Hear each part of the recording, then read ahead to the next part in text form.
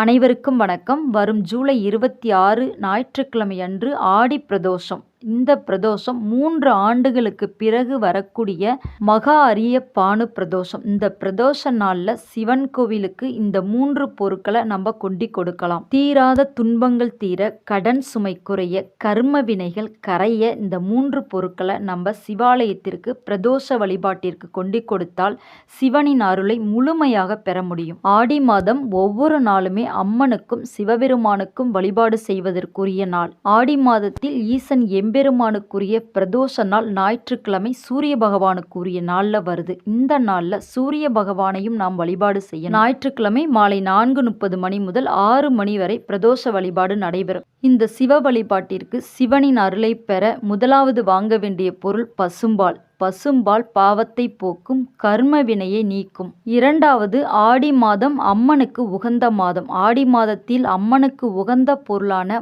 மஞ்சள் ஒரு பாக்கெட் வாங்கி கொண்டு சிவபூஜைக்கு கொடுத்து அம்மனின் அருளையும் பெறலாம்.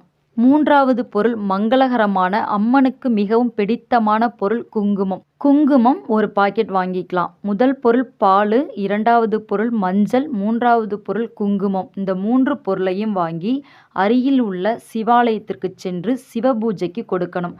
அங்கு நடைபெறும் பிரதோஷ வழிபாட்டில் கலந்துக்கிட்டு கோவிலில் அமர்ந்து ஓம் நமச்சிவாய என்ற மந்திரத்தை 108 முறை உச்சரிக்கலாம். நந்தி பகவானையும் ஈசன் எம்பெருமானையும் மனதார வேண்டிக்கிட்டு உங்க மனக்கவலையை ஈசனின் பாதத்தில் இறக்கி வச்சுட்டு வாங்க. உங்க மனக்கவலையை, தீராத கஷ்டங்களை, கடன் பிரச்சனை அனைத்தையும் ஈசன் தீர்த்து வைப்பார். இந்த 3 பொருட்களுமே ரொம்பவும் சக்தி வாய்ந்த பொருள், கர்ம வினையை போக்கக்கூடியது. நீங்க கொடுக்கக்கூடிய மஞ்சளையும் குங்குமத்தையும் சிவாலயத்தில் உள்ள அம்மன் கோவிலில் பிரசாதமாக கொடுப்பாங்க, அல்லது அம்மனுக்கு அபிஷேகம் செய்யறதுக்கு பயன்படுத்துவாங்க. பிரசாதமாக கொடுக்கும்போது அங்கு வரும் பக்தர்கள் அதை வாங்கி நெத்தியில இட்டுக்குவாங்க. அப்போ உங்க கர்ம வினை கொஞ்சம் கொஞ்சமாக குறைய ஆரம்பிக்கும். கர்ம வினை குறைய ஆரம்பிச்சிட்டாலே முன்னோர்களுடைய ஆசியும் கிடைக்கும், குலதெய்வத்தோட அருளும் நமக்கு கிடைக்கும். பிறகு கொஞ்சம் கொஞ்சமாக கடன் சுமை குறைய ஆரம்பிக்கும். ஞாயிற்றுக்கிழமை பிரதோஷ நாளில் இந்த 3 பொருட்களையும் சிவன் கோவிலுக்கு பிரதோஷ வழிபாட்டிற்கு வாங்கி கொடுங்க.